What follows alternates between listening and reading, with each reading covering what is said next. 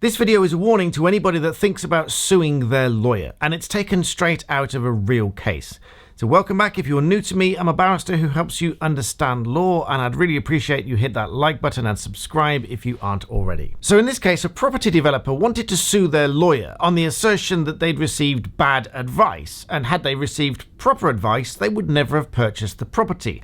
But if you think about this logically for a moment, if the property developer takes the lawyer to court for damages for negligence, i.e. negligent advice, and wants the court to award damages on the basis that the advice was negligent, the only way the court is going to be able to do that is by looking at the advice.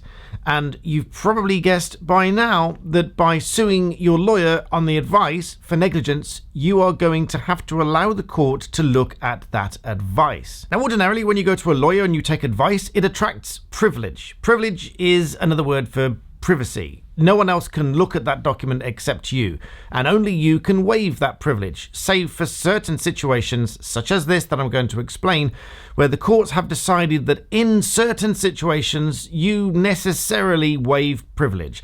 Now, it would ordinarily attract legal advice privilege in that if the advice is bad and says actually you don't have a case, you can continue with that case anyway. It's entirely your choice. But if the advice says that you shouldn't continue with the claim, or you, in this case, you shouldn't purchase the property because it's not a good property to buy, then it's still your choice to go ahead, but you can't then come back and blame the lawyer for going into a bad deal. But that's exactly what happened in this case. Enter the case of Lillicrap and Nalder of 1993. This was a case, as I said, in which the property developer sued the solicitor on negligent advice for the purchase of a property. The solicitor wanted to say that on previous retainers, this client had ignored their advice. But the client said that had they received proper advice, they would never have purchased the property. The court held that a client who sues his solicitor, or barrister as the case might be, invites the court to adjudicate the dispute and thereby, in my judgment, waives privilege and confidence to the extent that is necessary to enable the court to do so fully and fairly in accordance with the law of evidence, and I suspect that the fringes of each case will depend on its own facts. Normally, the waiver will extend to facts and documents material to the cause of action upon which the plaintiff sues and the defendant's proper defence to that cause of action. So if you as the client were to sue the solicitor to say that advice on XYZ matter was bad advice, negligent advice, and you invite the court to decide whether or not to award you damages for negligent advice, you are impliedly and necessarily waiving privilege and confidence, confidence being the quiet and confident nature of the communications between you and your solicitor, privilege being the privilege that is attached to the advice that you've been given, to the extent that is necessary so the court can look at it, look at the facts underlying the case, look at what the advice was on, and make a decision as to whether that was good advice or not. In this particular case, the solicitor wanted to assert that this client had a history of ignoring their advice. Thus, now they come to sue for damages.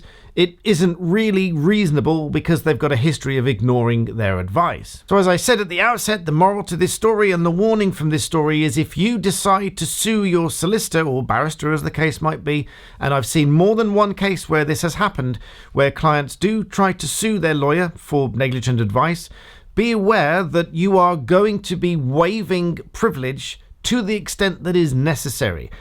And I feel that is going to be quite a wide ambit, because if you've got advice on a number of different matters, there's another case that I will come back and talk to you about, and if I remember, I will put it as a card at the end of this video when I've done it. Somebody came to a barrister for advice on two matters. One, whether it was possible to overturn a criminal conviction, and two, whether it was possible to sue the solicitors for negligence because they failed to get this person acquitted.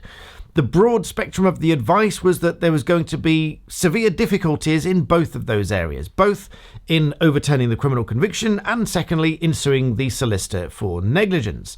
This client then sued the lawyer on the basis that they were giving negligent advice, but in doing so, as I said, and as the lesson goes from this video, waived privilege to the entirety of the advice, and then look at and decide, actually, the court agrees with this advice.